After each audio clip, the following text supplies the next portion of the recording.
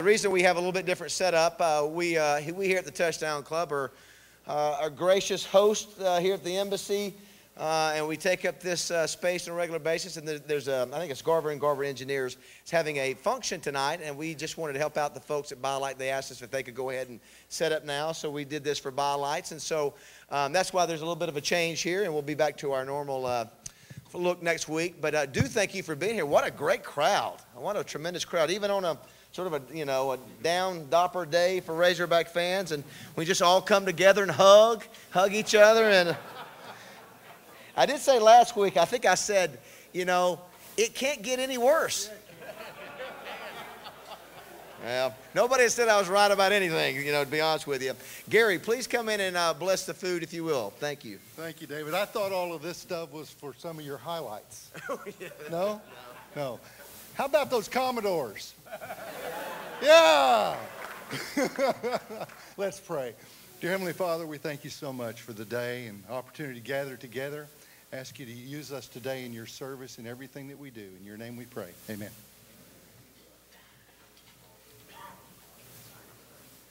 Thanks. All right. A couple notes real quick before we get to Jonathan. How many were here for Mitch Mustain last week and enjoyed him last week? Was he not outstanding? I think he was terrific. As a matter of fact, his movie, The Identity Theft of Mitch Mustain, won the fan vote as the best sports documentary over at the Hot Springs Film Festival. So I got a lot of response about him. Where's Ron at? Is Ron here today? We had one of our board members ask me, said, what was Mitch really like? So he came across, I was trying to figure out just how he was, and I got a chance to sit next to him over there and said, wow, the kid and his family were very nice. So I thought Mitch did a great job last week. We're looking forward to hearing Jonathan today. Next week, Brian Harsin will speak here. Our third different Arkansas State head coach in 3 years, but they keep winning. Big game Tuesday night. I'm sure Rex will reference obviously, if they win that, they're right, in the race for the Sun Belt Conference for the third year in a row. So hope we come out and support him in Arkansas State next week. For those of you who do Twitter, it's hashtag LRTDC. Don't forget to continue to RSVP. Kelly said there was a little glitch this week that allowed you to maybe RSVP for all the meetings the rest of the year. Don't believe that. Go back. You have to RSVP every week. Yeah, please RSVP every week. Actually, we had a bigger turnout today than the RSVP. So keep doing that. This is the best year we've ever had at doing that. If you haven't joined, please join. Either the Touchdown Club for $50 or the National Football Foundation combination. I know Kelly's been sending all the people who've joined, sent the information to the National Football Foundation office. I don't know what the deadline is. I hope we've got the deadline. I hope we beat the deadline for voting this year in the College Football Hall of Fame. If not, he'll be eligible for next year. Same thing for the Arkansas Sports Hall of Fame. Only $125 for all three memberships, so we hope you do that. We thank all of our 50-yard line members up front, and your payment certainly do. Our sponsors, real quick, our roll call of sponsor thank yous. Twist City Limousine, 1037 The Buzz. Justin interviewed Jonathan out there a little while ago. Sounded great. The Little Rock Convention and Visitors Bureau, proud to be here in Little Rock. Metters, Adams, and Lee. Call Andrew or any of the folks over there if you have any insurance needs, please. Epic Health, still located over there behind Chili's, guys. Free screening. Go by there and let them check you out and see if they can help you in a big way. Wendy's, if you have a fast food choice, remember Wendy's is one of our sponsors, 65 locations. Wright, Lindsay, and Jennings Law Firm. See Judy Henry here in the building. Not only do they provide, obviously, legal service for everything. If you've got a future pro football player that's in college, maybe getting ready to graduate, or a coach that needs representation, they represent baseball players, football players, all athletes, coaches. Make sure and tell them that you heard about them here at the Little Rock Touchdown Club at WLJ Sports Law if you want to follow them on Twitter. Also, too, Cliff Harris Award coming up soon, right around the corner. Got a lot of work to do on that. I see Drew Dees here from Crane Automotive. Thank you, Drew. Glad to have you back here. Appreciate you guys' sponsorship. Get by and see one of the Crane dealerships somewhere here in Central Arkansas or in Northwest Arkansas. Democrat Gazette, we'll be announcing our Arkansas High School Player of the Week, another great, outstanding young man. Put up monster numbers. Do want to thank Wally Hall and Tabitha Cunningham. And great to have Lunsford Bridges back this week. Lunsford, did you catch any fish last weekend? Didn't get a hook in the water. Well, that's not good if you're going fishing and you can't get a hook in the water. But that's okay. We're glad to have you back. It's always good. You know, Lunsford did ask me a question. I love it when a banker says, David, is it really just the talent? Is it really just a lack of talent? He's a wise one. I told him, I said, you know what, I hate to tell you, Lunsford, but that we have some players that, and I'll be honest, that really could not start at some large Texas high schools or Florida high schools. No joke on that. So to answer your question, that the talent depth is unbelievably low. Do want to thank Wayne, Casey, Brent, and Beth here at the embassy. Thank you guys. Always do a great job. Thank you so much for all the work they do. Yes. Dwayne Duncan, the busiest photographer, part-time photographer, appraiser guy in the country. Dwayne, thank you right there for all your help. Call on him if you need any photos done. Right now, remember, before you turn off your phones, if you want to tweet out to anybody or text anybody, go to lrtouchdown.com. Matt Johnson's live streaming the meeting. Jonathan, you go worldwide here in about 20 minutes. Matter of fact, Bill Jackson, one of our board members, is in Ponte Vedra and is going to be watching the meeting. So, matter of fact, we just say hello to Bill right now. Yeah, he's watching now. Kelly is saying, thank you, Kelly, for doing a great job. Our girls over there, Lauren, Melissa, Marilyn, and Marnie, thank you so much. Y'all are always so terrific and do a great job of getting everybody in here and seated. Let's go ahead and do our high school player of the week. Cody, you can come on up. It is Cody Jones, who is a senior quarterback from Russellville. Again, when we have these quarterbacks, we live in a passing age, so they're always impressive, so I try to look for something a little different. Cody, 2 weeks ago in his 48-22 win over Parkview, he threw for 516 yards and 6 touchdowns. And I thought that was impressive, but I think what's more impressive, he was 27 of 31. So only 4 incompletions out of 31. Yes, very impressive. He has gone over 2,000 yards passing in six games. A total of, asked Mom, how many touchdowns? Mom said 26 total touchdowns this year, so she knew it. So let's give a Touchdown Club welcome to our player of the week, Cody Jones.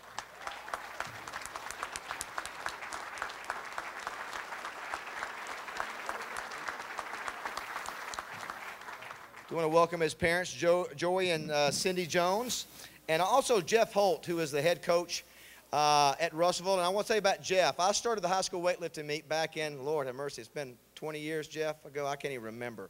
Did it for about 10 years, and I passed it on, I think, to maybe Coach Fight at Benton, maybe. And Coach Holt has taken it on, and he hosts the state weightlifting meet every year in Russellville. And I'm telling you, you want to talk about the difference between Alabama players and some Arkansas high school players?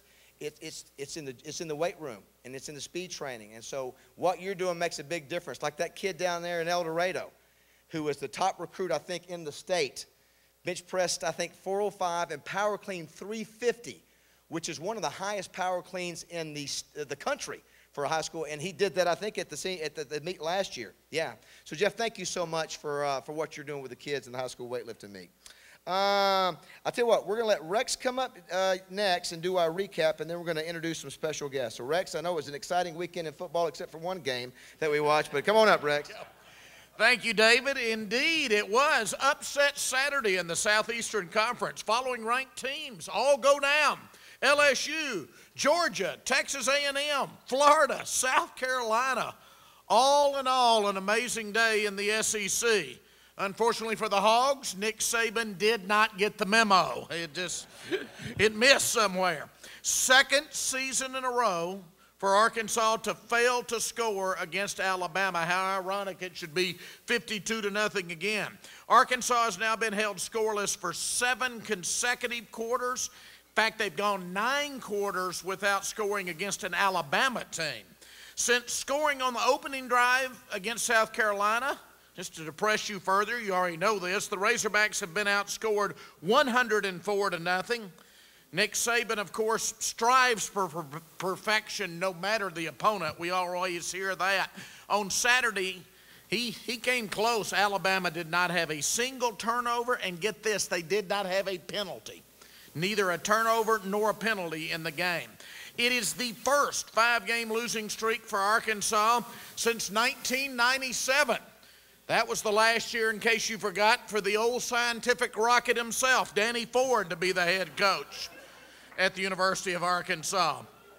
Arkansas is now 4-16 all time against number 1 teams.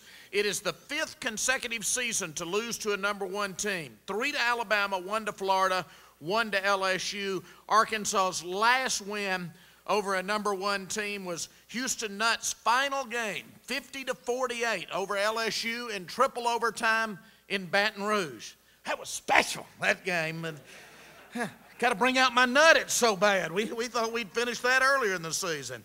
Nick Saban, 7-0 against Arkansas's Alabama's coach. He was 3-2 when he was at LSU against Arkansas.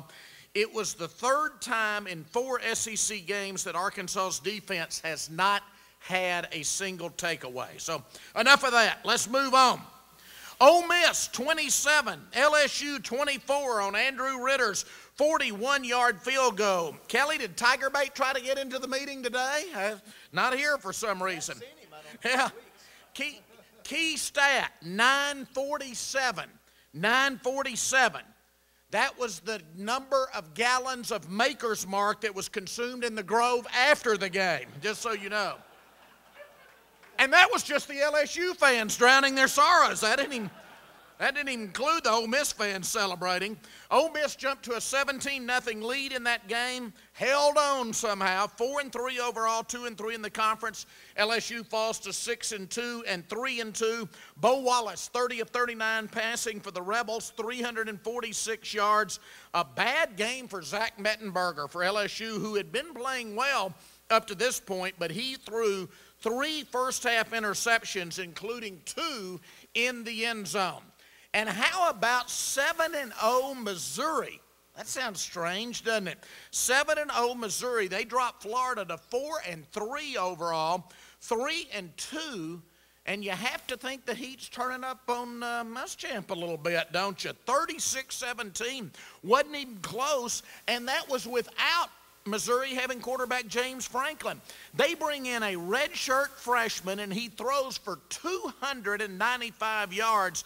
They outgained the Gators, get this, 500 to 151. I mean, it was a beatdown. That is the first time since 1973 for Missouri to beat back-to-back ranked opponents in football. Auburn, 6-1 in the Gus Malzahn era after going into College Station and shocking Texas A&M 45-41. The Aggies had defeated Auburn last year, get this, 63-21. What a turnaround that was. A&M drops to 5-2 overall, just 2-2 in the conference. Johnny Manziel threw for 454 yards and 4 touchdowns in that game. Tennessee hits a field goal as time expires, 23-21 over South Carolina. It's been a long time since we've talked about the Volunteers winning a big game. They had a 19-game losing streak against ranked opponents coming into that game. They go to 4-3 overall, still just 1-2 in the conference. South Carolina 5-2 and 3-2. Tennessee had last beaten a ranked opponent back in October of 2009, so it had been 4 years. Vanderbilt, as Gary alluded to, gets its first win over a top 25 opponent in the Coach James Franklin era. Georgia goes down in Nashville, 31-27. This was Vanderbilt's first win over a top 25 team since October of 2008. So it had been 5 years since Tommy had gotten a second dessert here today, but he got one today. It was also Vanderbilt's first win over Georgia in Nashville since 1991. Commodores are 4-3 now, 1-3 in the conference. Georgia 4-3, 3-2. Now let's get back to the Arkansas teams. ASU did not play on Saturday. They play tomorrow night, one of those weird Tuesday night games. UCA plays its first game without quarterback Wendrick Smothers and pulls out a 26-24 win at Lamar to move to 4-3 overall. New quarterback Ryan Howard threw the winning touchdown pass with 3:41 remaining in that game. He was 26 of 40 passing for the Bears, 281 yards and 3 touchdowns. UAPB, bad season gets worse. They fall to 0-7 with a 29-21 loss to Southern University on homecoming afternoon in Pine Bluff. Golden Lions are still missing 5 of their key contributors from last year's SWAC championship team due to eligibility issues. At least they're showing up and playing, unlike Grambling in that conference. Is that not a weird story? Now, there is only one college team unbeaten in the state. Henderson goes to 7-0 with a 45-14 victory over Arkansas Tech in the Boomtown Classic down in El Dorado. Tech falls to 3-4. I talk about Kevin Rogers every week. He was 19 of 31 passing for 358 yards and 3 touchdowns against the Wonder Boys. Meanwhile, in one of the best college games played in Arkansas so far this season, Harding knocks Ouachita from the ranks of the unbeaten, 36-33 in Arkadelphia. The lead changed twice in the final 2 minutes of that game. Ouachita had gone ahead 33-30 with 1:56 left, but then Harding's quarterback, Keenan Kellett, who rarely passes a 74-yard touchdown to Donatella Luckett for the win. It was one of only 3 pass completions all day for Kellett, but it wins the game. Both Ouachita and Harding now have 5-1 records, and Harding plays Henderson in a big game on Saturday. Southern Arkansas's 4-3, 66-17 over an 0-7 Southern Nazarene team out of Oklahoma. Tyler Sikora passed for 210 yards and 4 touchdowns in that game. Bo Weevils of UAM go to 4-3, 41-27 over an NAIA team out of Illinois known as Lindenwood Belleville. Cody Trimble passes for 290 yards and 4 touchdowns for the Weevils. And in Division III, with Jim Rasco in attendance, Hendricks moves to 3-3 in its first season of football, 30-17. Over Berry College of Georgia. Tanner Fry throws 3 touchdown passes for the Warriors. So this week in the SEC, Arkansas gets by, thank goodness. Tennessee at Alabama, Florida Atlantic at Auburn, Kentucky at Mississippi State, Furman at LSU, Idaho at Ole Miss, South Carolina at Missouri, Vanderbilt at Texas A&M. And David, I won't even repeat what they were saying on your show this morning because I know it's going to be an overused joke that Bye has been established as a 4-point favorite over Arkansas by Las Vegas. All right, Louisiana Lafayette is at Arkansas State tomorrow night. That's a weird Tuesday game. You can watch it on ESPN2. On Saturday, Stephen F. Austin at UCA, Southern Nazarene at UAM, Ouachita is at Arkansas Tech, Henderson is at Harding in what's the biggest game to this point in the season in the GSC. So you have football in Conway, Monticello, Russellville, and Searcy. Get out and see a college football game. Thank you, everybody. Still gets the laughs, doesn't it, Rex, no matter what. A couple things real quick. Do want to say thanks. I was mentioning sponsors. Metropolitan always has their crew here. And I just want to say it's great to know, all of our sponsors too, but Lunsford, you always, for 9 years or 8, 9 years, whatever it's been now, always have a great crew that's right here in the front row. And I say it again to our entire club. Seeing you here, being here every week makes a big difference, and I know our speakers enjoy it. So I thank you for your dedication to this club and Metropolitan. And let's give a round of applause to all of our sponsors, if we could. They've done such a good job supporting this club. Some special guests. I see C.J. McClain, former Razorback, back in the back. This may be his. Yeah, give him a round of applause. His first time to the Touchdown Club. My old college roommate, Greg Morose. Greg, you can't tell any stories about me. Let's welcome Greg Morose here. Brought his daughter along today. A guy who was responsible for doing an unbelievable basketball tournament. Used to be up at Real Deal on the Hill, and that's Real Deal in the Rock. Bill Ingram. Let's welcome Bill. Bill does a great job bringing some of the top talent, in America. You wouldn't believe the players that he's brought in that you see every week on NBA. The guy has done it, and all the college coaches you bring in. Also, Chris Peterson, the athletic director at UALR, has a special guest here. Very fortunate, one of the top runners in the state. No question, she's the top runner in the state. She's one of the tops in the country. She won the Race for the Cure. Leah, how many times have you won it? 2. And this past Saturday, you beat everybody, including the guys, by 2 minutes. I know you've competed in the Olympic trials for marathoner, and now she is the director of development for UALR Athletics. So please give a Touchdown Club welcome to Leah Thorolfsson.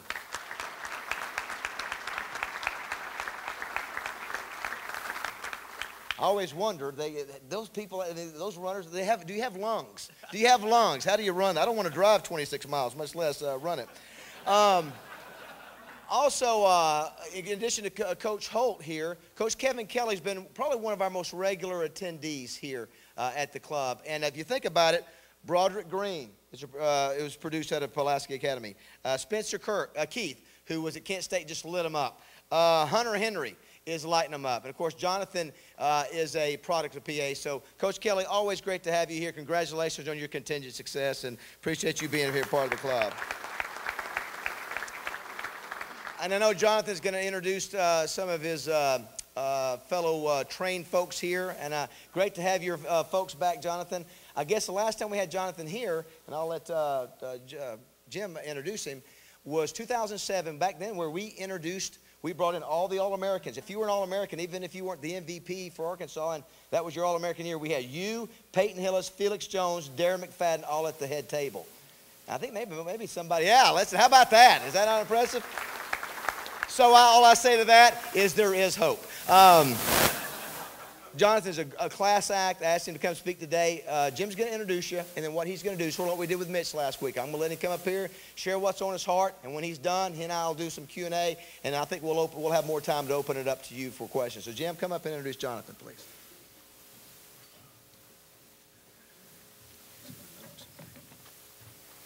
Okay, today's speaker's a native of Little Rock. He played his high school football at Pulaski Academy for Coach Kevin Kelly. He was a 3-year starter as a center, an offensive tackle, and as a defensive end. As a junior, he was named to the All-Metro All-Star team. Then he capped his high school career in 2003 by helping PA win its first 3A state championship in school history. He was named the Arkansas Super Team by the Associated Press and to the Democrat-Gazette's All-Arkansas team, and he was the 2003 recipient of the Brandon Burlsworth Award. As all of you know, he chose to play his college football for the Razorbacks. In 2004, he spent his redshirt season on the scout team.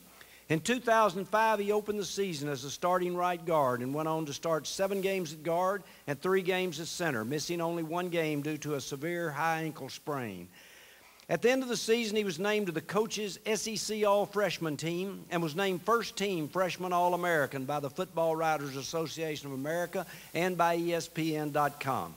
As a sophomore in 2006, he was voted First Team All-SEC by both the AP and the SEC coaches.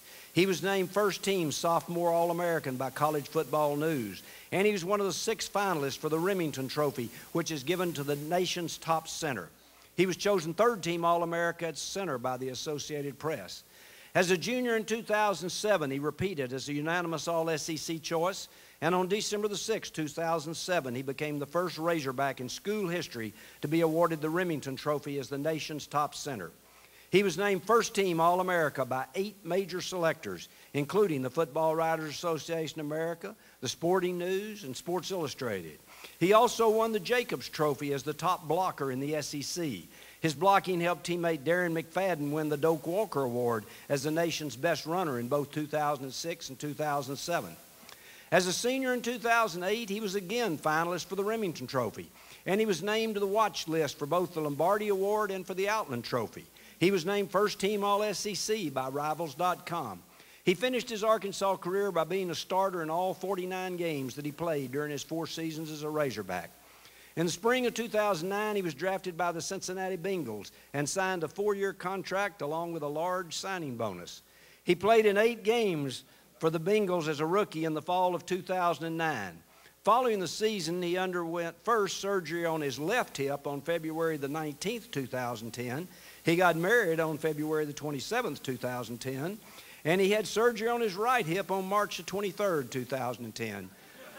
So he went back to Cincinnati and after a few days realized his NFL career was over. He moved back to Fayetteville, built a house. Now he and his wife have a 14-month-old daughter. He's in sales for Trane Heat and Air. And while doing my research for today's introduction, I pulled out my Razorback Media Guide for 2008 to confirm our speaker's credentials. I noticed I'd stuck a couple of newspaper articles in my media guide. Let me read you my notes written on the article. Up here, here's the whole deal. That's out of High Profile, March the 7th, 2010. And my notes up at the top say, on Wednesday, February the 24th, 2010, I attended the regular 5 o'clock church service at Trinity Cathedral. Upon arrival, I noticed a young couple talking to Father Jason Alexander. The young man had on shorts and some sort of a cast that went from his hip down below his knee. And I noticed those rosy cheeks that we all know from all those TV interviews back in those days. And I immediately realized that he was Jonathan Luigs. But I didn't go over and introduce myself, but I did cut out then when this was in the paper. And I do want to share with you about his bride, who unfortunately is not here with us today, but he can give her this report or watch it on the live stream on the Touchdown Club site. The bride's a graduate of the University of Arkansas with a bachelor's degree in kinesiology and a master's degree in teaching. She was a 4-year starter for the Lady Razorbacks volleyball team, was named All-SEC in 2003, and to the All-Tournament team in the 2004 SEC Championships. Okay, you've heard about his wife's stats, you've heard about his honors, so now here's the winner of the Remington Trophy for the 2007 season, Razorback number 63, Jonathan Luigs.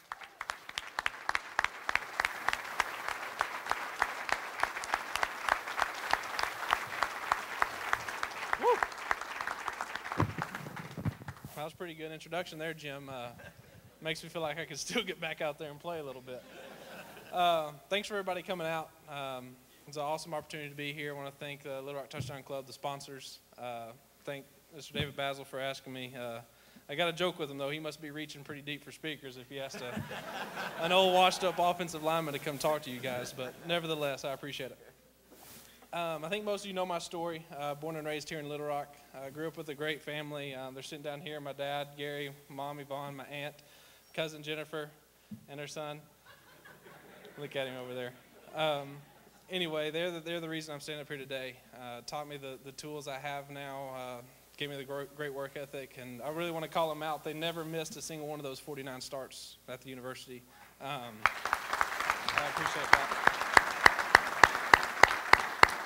Means a lot to me and makes me want to do that for my kids. So I appreciate it. Coach Kelly's here in attendance. Obviously, went to PA. Really was the launch pad for my success. When we were there, my senior year, we had a slogan. I don't even know if you remember. It's called "Be the First." As he referenced, we won the state championship for the first time 10 years ago. This season, actually in December. And that slogan that year was "Be the First." Our team had never been past the quarterfinals in high school. That year, obviously, we went on to win the state championship, but I also wanted to be the first one of his players that went and started at a Division I college. And fortunately, with his training and his tutelage, I was able to reach that, and I greatly appreciate that.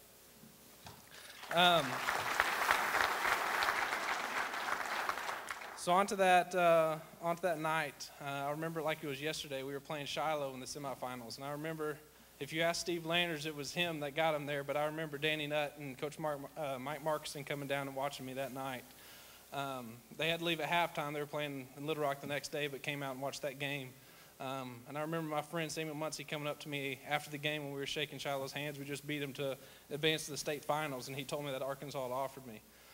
It was kind of ironic leading up to that because I actually had a scholarship from Vanderbilt University, and I was going to accept that and go play in Tennessee at Vanderbilt. And for some reason, Arkansas called, as if you ask Steve Landers, I guess he got the word that I was going to commit to them and not walk on at the university. So they came down, long story short, and the rest is history.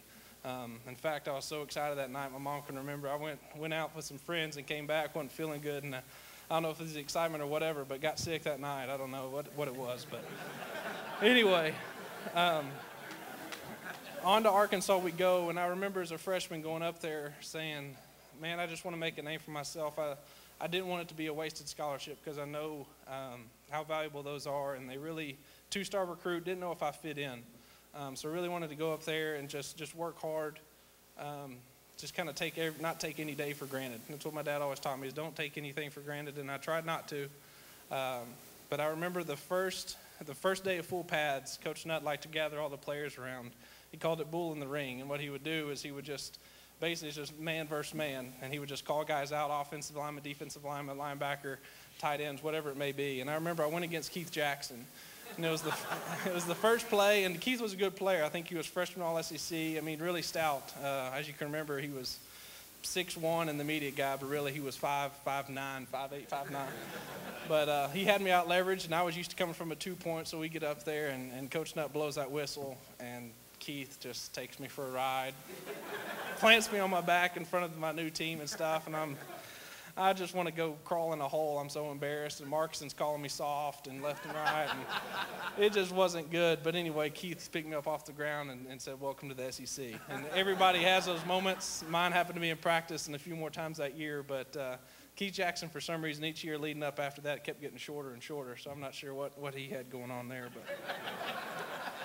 But leading on, that was my redshirt year. The following year, 2005, I don't know if y'all remember, it was a 4-7 season, so it's kind of much similar to what we're going through right now. So I can relate to what the players are going through. I remember what the fans were calling, and it's just something that happens in football. I don't know. Sometimes you just get outmanned. Like he was saying, we got some gaps in this team, and really it's some personnel problems. But needless to say, that year, Zach Tubbs went down with an injury, and I got through in the fire early. Started 11 games at right guard. Probably the best time to get an injury was during the Southern Cal game, and that's what I did. I don't know if y'all remember that game or not, but that was when Matt Leinart, Reggie Bush, they were pretty solid, and they were putting knots on our head faster than we could rub them. And thankfully, I got injured in the first quarter. Was able to go to the locker room, took a shower, and luckily there was a little box of Popeyes in my locker, so I grabbed Popeyes and walked halfway down the tunnel just enough to where I was out of sight and watched the game from there versus going on out to the sideline. So I was able to avoid a little bit of the embarrassment, but it was good. Leading into 2006, that was the year Southern Cal came to us, and Darren McFadden decided to go have some fun here in Little Rock and kick something. I don't know what he did, but anyway. Felix had a few turnovers, but we knew we had a good team. I don't know what it was. I don't know if it was the leadership. It just seemed like everything came together for us. Rattled off 10 in a row. Obviously, you know the story. Lost LSU, SEC championship, Reggie Fish, and then the rest was history from there. But we knew we had the tools to do it, and that was probably the greatest season, obviously for me, but leading up on that stage was probably the best one. Then the following year, obviously the awards started piling in, and really it was hard work and dedication. At the same time, I was surrounded by a lot of good players, both on the offensive line, obviously the studs in the backfield. When I got that award, it really meant a lot to me, but I knew it was for my teammates as well, so I want to thank them. After that year, I thought about coming out. I graduated early, graduated in 3.5 years, but Markson called me on the phone and said, you really need another year to develop, so I trusted him and stayed. Part of me regrets it because of what came in, but Petrino and his staff, as you know, we went from one extreme to the other, from Nutt to Petrino, and he was a great coach, but I don't think he was a very good leader of men. Obviously, is evident on his history now, but that came and gone that season. I was just looking for the light at the end of the tunnel.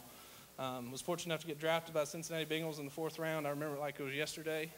Probably the greatest dream come true ever. The ultimate dream job when you get there. I remember getting the call, a text message asking if this was the right number, and it was the offensive line coach for Cincinnati. And I wrote back, yes, and he said, we're getting ready to take you. And so then, of course, my mom gets on the phone and starts calling everybody under the sun, telling us about to happen. And my fiance was beside me, and that was a great day. As he said, went through the first season, my rookie year. Felt like I did some good things, just trying to fit in and get used to the NFL ball, but then my hips kind of caught up to me. I had a bony deformity, kind of like a square peg in a round socket, and just years of playing and playing under those conditions kind of just took a toll on me and really kind of shut me down. But I guess what a lot of people don't understand about the NFL is it's the best of the best from the last 10 years. I mean, you look at Peyton Manning, who just played last night, and I mean, when he entered the NFL, I was 13 years old, and he's still playing, and I'm done. So you got to look at all these college guys who you call out. A lot of them are done in 5 years, but there's a new crop coming out every year, and it's an unbelievable accomplishment to get there. It's even better to say I made a squad, and I did. But walking away from football really wasn't a big deal to me. I mean, it was. I miss it. People ask me if I miss it. My first answer is I miss the money. But once you get past that, I miss the locker room, and David can attest to that. There's nothing like it.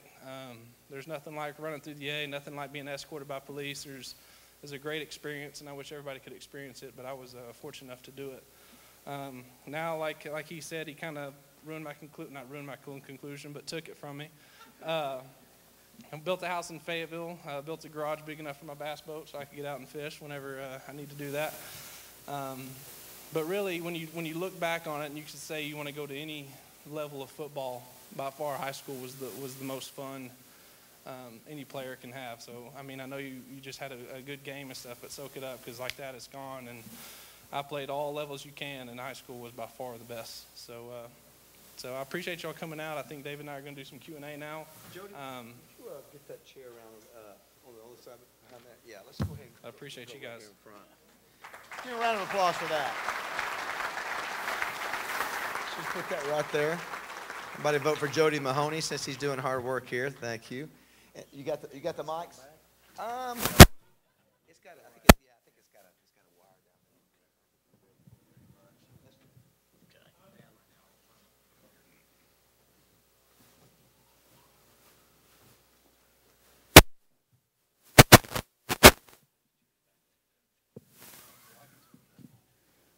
there. All right. Let's see if we've got. Check. Can you hear us in the back? Chris Kane, we good back there? You mentioned train. I'm going to see if I can get you a bonus here. You want to introduce your train folks? Yeah, right over here, Rowan Ledbetter on the right.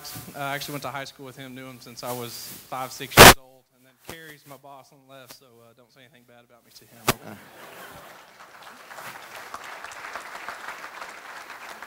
him. He mentioned the fishing. Now, you know, you're serious.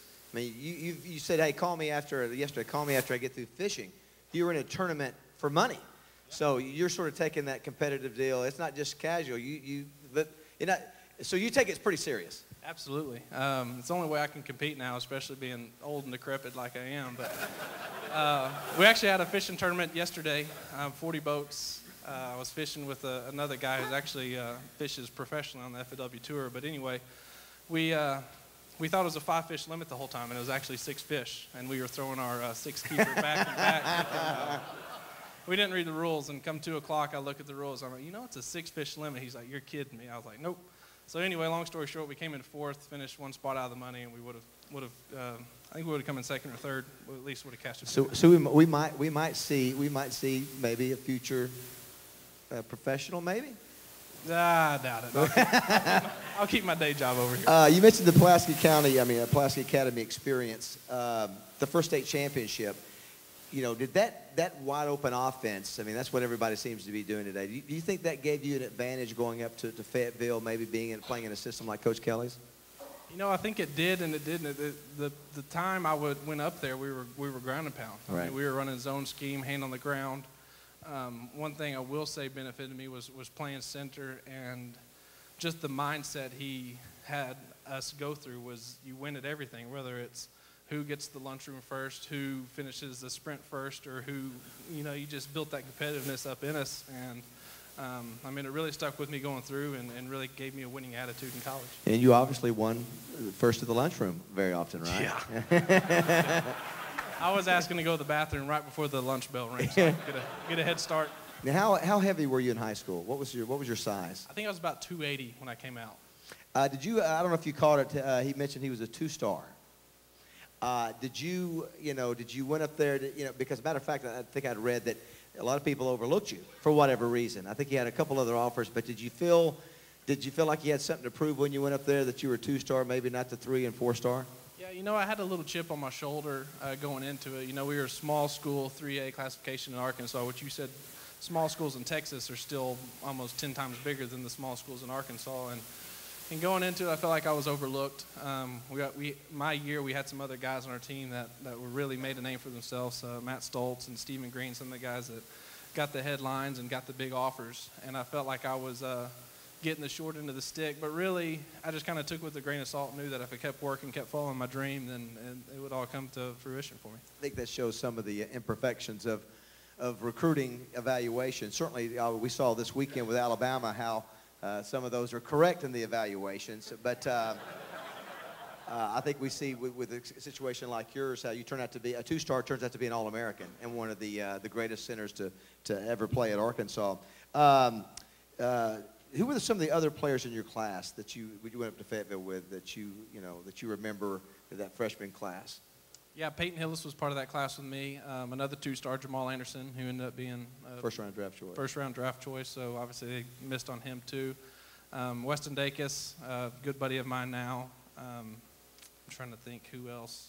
That's all right. You mentioned the first 2 years. We were talking about losing and how difficult it was, and you see what's going. Everybody's dealing with it now. There were 2 rough years for Houston. You described as a player hearing some of that. Talk about those 2 years and how Houston handled that, the kind of things you would hear as a player. It's kind of similar to what we're going through now.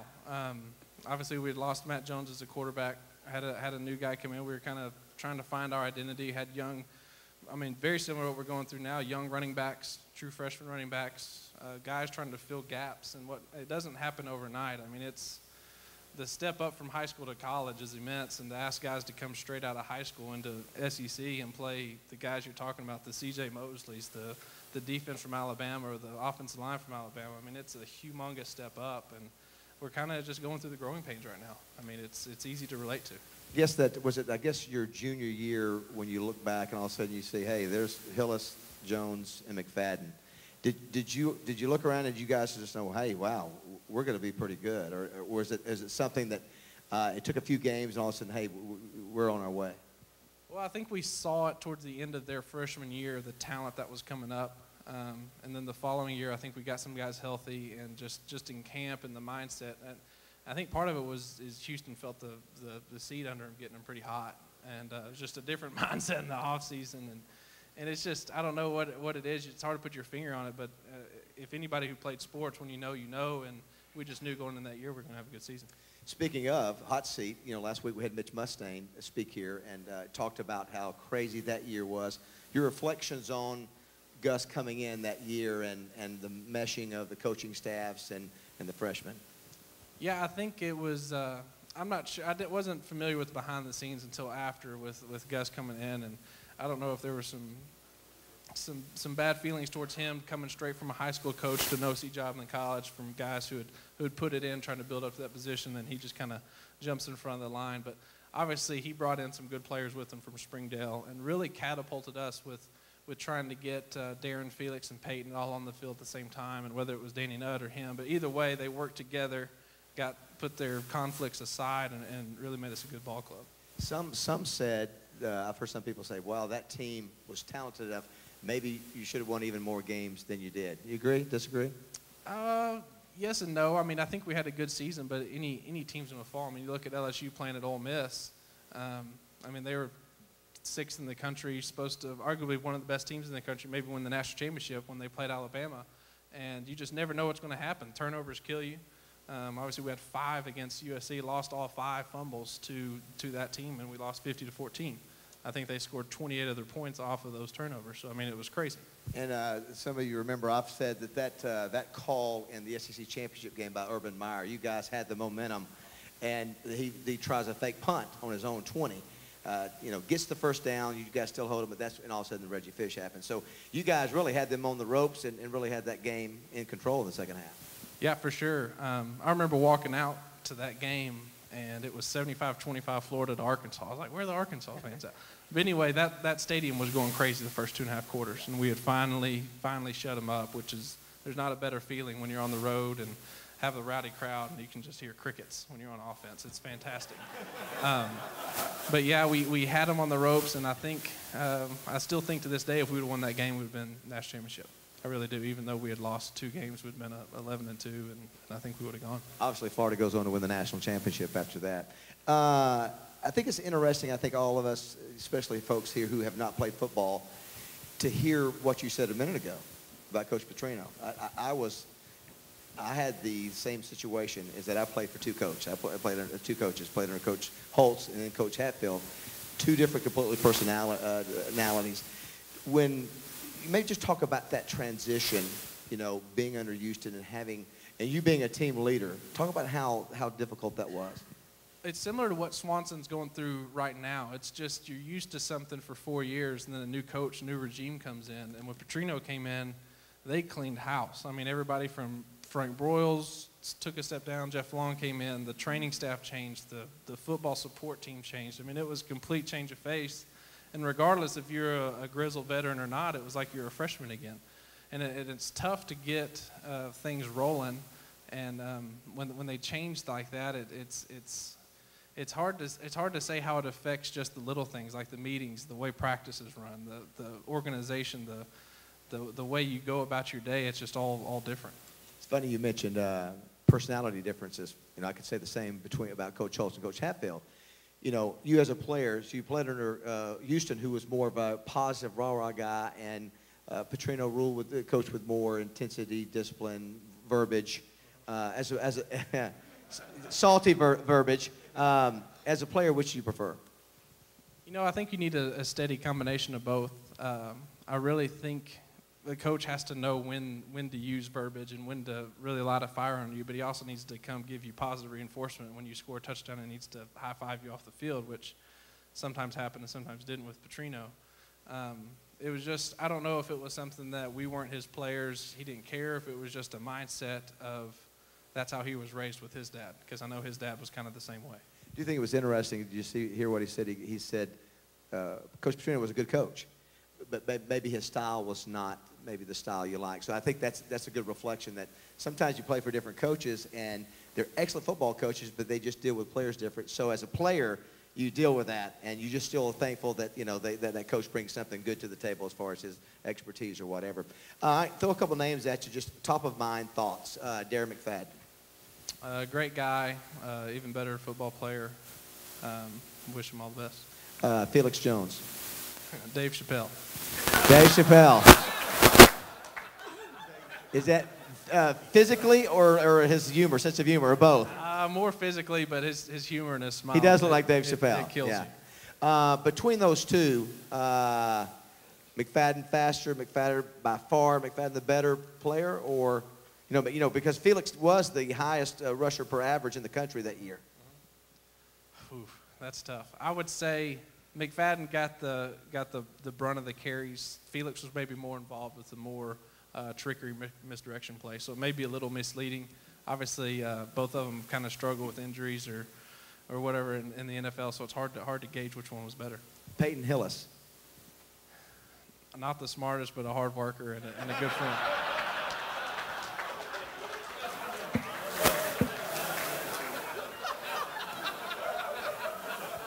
Would you say that if he was sitting right there? Oh yeah, we argued about it all the time. We were at the Capital One Bowl on the practice field, and it was me, myself, and Andrew Davey were standing there. Andrew Davey was a tight end, but we were all outdoor hunting type people, and Canadian geese fly over the top of the field, just honking. I mean, they're 20 yards up in the air. You couldn't see them any better. And Hillis comes over and goes, "Hey, did you see those mallards?" And we're like, "Hillis, you've got to be kidding me." I mean, it was clear as day. For those of you that don't know, speaking about in the money, Peyton Hillis tonight plays for the New York Giants, was coaching high school over in Tennessee. Got a call from the Giants. They had enough injuries, and so he's still in the game. Yeah. Casey Dick. Great guy, great quarterback. Kind of, I think, got some unfair punishment as far as reaction from the fans. Mitch Mustang. He was different, but I think it was different because of his environment, the pressure that was put on him when he stepped foot. He was supposed to be the savior, and it's hard for, like I said, the guy to come straight off high school into that environment and lead a team. Favorite win? The triple overtime LSU. Yeah, talk about that game. That was a remarkable game. I don't think a lot of people saw that coming. Where were we ranked at that point? We weren't ranked. Oh, I don't even ranked. All right, so they were number. Just talk about what Houston said, preparation for that game. Did you guys believe you were going to win? Did you know what was going to happen, or just the mindset of what was happening then? You know, is one of those things as a player, you go in obviously hoping you have a chance and knowing you have a chance, but it's the first two drives that you really feel out. You know, you get their best shot, we give them our best shot, and you kind of see where it falls. For some reason, we just matched up really well, had a good game plan going in, ran the ball like crazy on them, just made some big plays when we had to, and obviously it was a fun night in Baton Rouge. Talk about environment. You've played in all of them. Favorite environments, would it be LSU, Alabama, Auburn? I loved playing at Alabama for some reason. I remember we went down there, it was 2007, and they came back and beat us with 4 seconds left, and it was the loudest stadium I've been in. ever. I mean, they went crazy, and it was just a good atmosphere. Some of the best players you played against? Glenn Dorsey, probably in college. And then you have to say the NFL, when I went down to the Senior Bowl after my senior year and played against those guys. I mean, I think it's like something crazy, like 90% of those guys there get drafted, and it's just 3 days of full pads just trying to kill each other and make your money is really what it was. Was there a game as a Razorback that you look back and go, man, how did we lose that game? Or, boy, if we could play that over, any nightmares like that? I think everybody knows the answer to that. I think it's going to be Florida and the SEC Championship. Talk about the pro deal. Are you disappointed? You get up there, you sign a multi-million-dollar contract. I mean, you're talking big numbers. Were you disappointed it ended so quickly? Is one of those things, because I know a lot of players, it's hard to give up. I mean, it's, you've done it all your life, and you finally get a taste of it and not able to finish more than a year. It was, but at the same time, it was kind of out of my control. If it was something where I went up there and just totally just blew it and went 3 years and just fell on my face, wanted to do other things besides work on my craft and really become the ultimate pro, but you can't help injuries. I mean, you've been there. I don't know. I know you said you had some shoulder problems, and if that ended your career, but you really just got to take it with a grain of salt and move on. Do you find yourself missing it, or has it gotten less and less as time goes by? Less and less. I mean, I really enjoy hunting and fishing, and you can't. I mean, the best time to hunt and fish is the fall. So, obviously, there's some things that I wish I could have played 5-6 years and made the most of it. But it is what it is. Pretty amazing that you have a Remington Award winner and 49 starts. Rex, you're an old center, right? Yes. Yeah, 49 starts. I'm going to tell you, in a college is remarkable.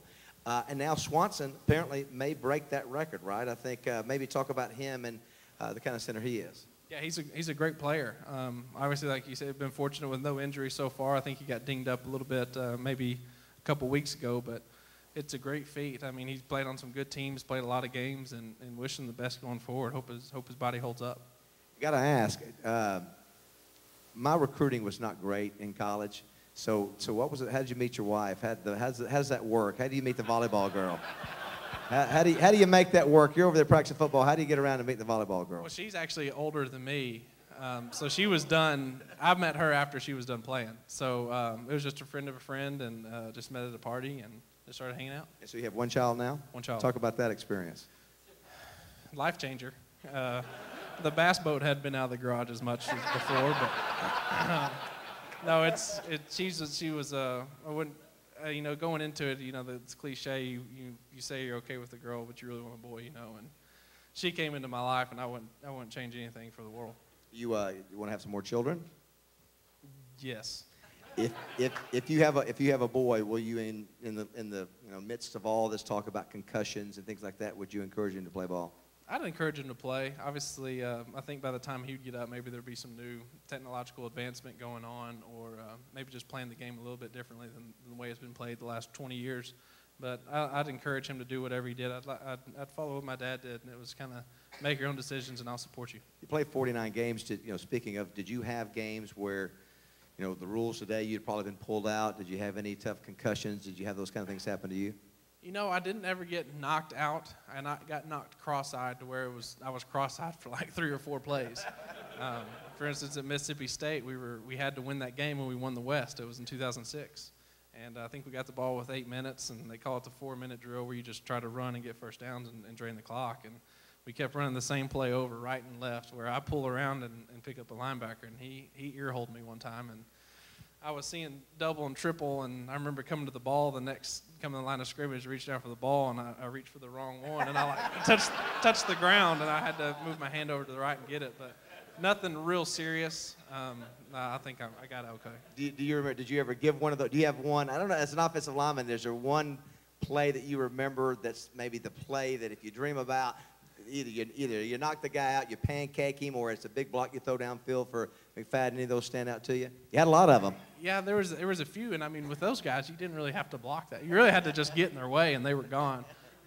There were a few blocks when I enjoyed pulling, and I think Bielema does it a lot. You see Swanson pulling around the outside and picking up on guys like you. So it's fun pulling around, getting in space. And I don't like seeing guys like you come in my direction. Yeah, exactly. It's really unique. You had a chance that your running back was a 2-time Heisman finalist. Just talk about what that was like and the pride. You mentioned, that was certainly tied into your Remington Award and others, but just talk about how cool it is.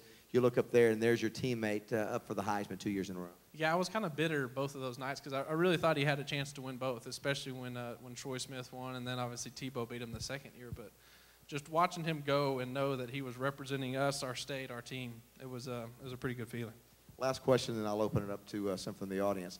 Has Coach Bielema, have you had a chance to meet him, be around this staff? Definitely goes back to what, you're talking about the ground and pound style. Just talk about that type of offense and the offensive linemen they have now, and what Bielema wants to do with the program. Well, as far as meeting him, I haven't met him yet. I've seen him at a couple Razorback functions. I just haven't gone up and introduced myself, partly because I'm bitter from the Capital One Bowl. But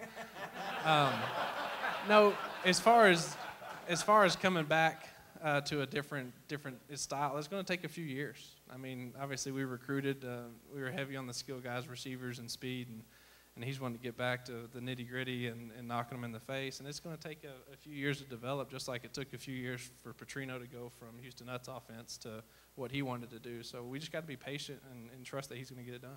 Yeah, it's funny, before I throw it, I do remember, to ask about the Capital One Bowl, there are fans now saying, well, Brett Bielema came from the Big Ten, and but tell you, that was a pretty salty team that beat you guys, and didn't have a whole tough time doing it. But what are your reflections of that game?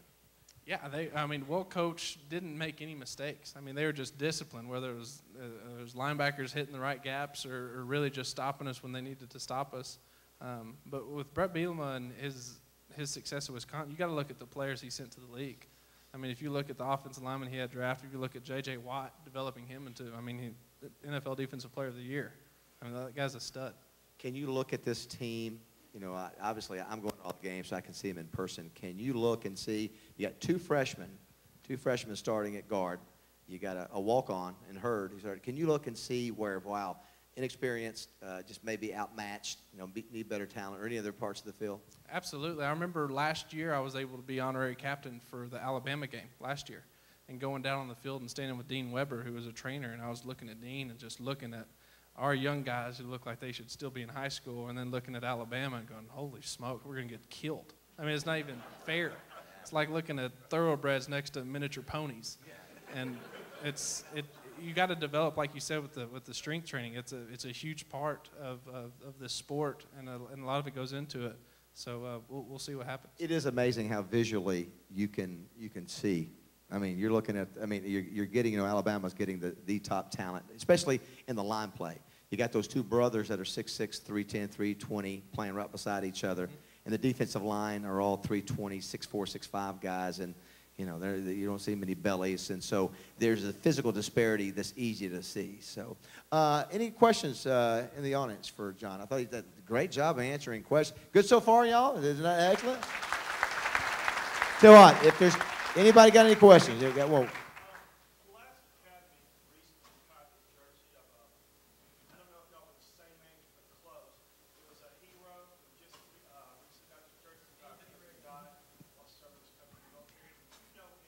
yeah, Anthony was actually a year older than I was, and we played football growing up. Knew his family real well, and knew him. He was, if you had a son, you'd want him to be like Anthony Riggin. Let's put it that way. Tragic loss, and I remember him vividly. One more. Is there anybody?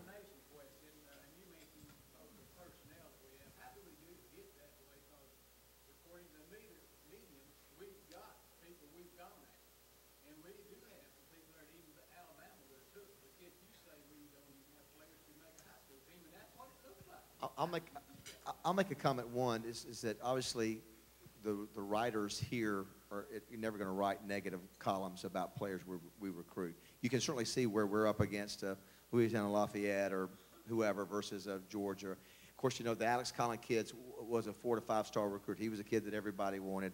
The Denver Peacock kid was a kid that everybody wanted. I think where the biggest reflection I see, John, that are true reflections of rankings, you look at the national rankings like ESPN, where you see Florida State, they've been in the top 10 in a while. Even Auburn, for Gus, the last 4 or 5, they were in the top 10. We haven't been, in the top 20 or top 30 for a while. So, you know, you take away the individual grades, but overall, I think that's where you can sort of see we haven't been a top 15, top 20 ranked recruiting team. Yeah, I agree completely. And I mean, you look, we're going to get the occasional couple 4-star, maybe a 5-star. If you look at Darren when he came in, I think he was the only 5-star on our entire thing. But if you look at Florida and Alabama and average those stars together, I heard him talking on sports radio the other day, talking about the starting lineups of Alabama, what their star rating was versus our average star rating. And we were like at like 2.4, and they're like 3.6. And they get 10 to 12 4-stars in one class. We might be lucky to get 3. But there are Jonathan Luigs out there. There's Johnny Manziels that Texas passes. There are those tweeners, what I call, that are the 3-star, that are 2 or 3-star that you can develop. You know, I played with a guy named Steve Atwater, who was going to come to speak to this touchdown, who was a quarterback out of St. Louis. And we put him over there in safety, and he's a Hall of Famer. Wayne Martin was we thought he was supposed to play basketball. We said, hey, you know, Barnhill's down there, and because he was so tall and skinny. But they were smart enough. He was a good enough athlete where they projected him out. And so I definitely agree with you. I think, you know, we may never be able to match the historic, you know, Alabamas in terms of 5 and 4 stars, but we can be smart in the recruitment of the 3. And occasionally listen, Alex Collins was a good get for us this past year. Absolutely. He's going to be a great back. And I think, you know what, here's another thing. The state of Florida is a great place to recruit, and Bielema's got a good connection. Randy Shannon, if he stays, you know, another year, is a good connection in Florida. Absolutely. Jeff, one more question. That's it. Got anything else? All right, let's give it up for Jonathan Luigs, everybody. Thank Great you. job, Thank you. Jonathan. I appreciate it. Super. Next week, Brian Harsin. Thanks for being here, everybody.